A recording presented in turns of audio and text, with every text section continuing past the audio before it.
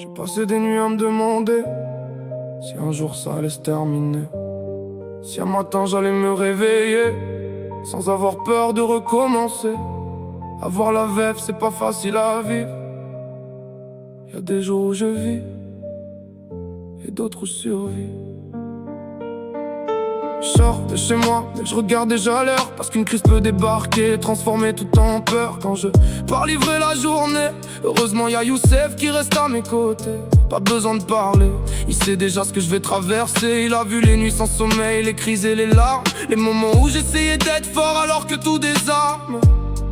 Quand je vais au supermarché, bloqué entre deux rayons, les gens voient rien mais moi je mène une guerre sans nom. J'abandonne mon panier, je rentre sans rien dire. Encore une journée volée que j'essaye de reconstruire. Les amis proposent une sortie, je réponds on verra, parce que la veuve décide souvent à ma place, pas moi. J'annule au dernier moment, je vois la déception dans leurs yeux. Mais comment expliquer l'enfer quand tout paraît silencieux? Je souris pour assurer ce que j'aime, même quand à l'intérieur tout saigne. Y'a des combats qu'on livre sans bruit, des tempêtes cachées derrière nos vies. Avoir la VF, c'est vivre avec l'orage, la douleur qui débarque et qui ravage. On nous voit debout, on croit qu'on est fort, mais personne ne voit les batailles de nos corps. Y'a des jours où je vis, y'a des jours où je survis, à compter les heures, à traverser les nuits. Et si tu connais ça, alors tu sais de quoi je parle. Cette douleur qui nous brise mais jamais nous ne désarme. Au travail, je fais semblant que tout est normal, pendant que dans ma tête se prépare le chaos total.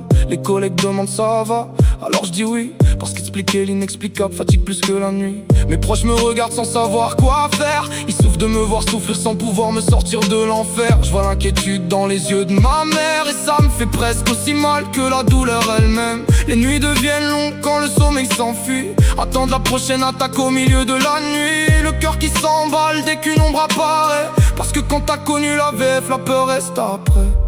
Combien de fois j'ai cru toucher le fond, combien de fois j'ai demandé pardon pour les absences, les silences, les rendez-vous ratés, alors qu'au fond j'essayais juste de respirer. Mais si t'écoutes cette chanson et que tu te reconnais, sache que dans ce combat t'es pas seul désormais. On avance ensemble malgré les cicatrices des survivants de l'ombre qui refusent d'être détruits au volant sur l'autoroute quand la crise commence. T'essayes de rester fort mais ton corps perd patience. Tu cherches un endroit pour t'arrêter rapidement, pendant que ton cerveau hurle silencieusement. 3 heures du matin, encore réveillé d'un coup, comme si quelqu'un venait d'allumer un feu dans mon cou. J'ouvre les yeux, je connais déjà la vérité. L'attaque arrive et je sais que je peux plus l'arrêter. Mon œil commence à pleurer, mon nez se bouge d'un côté.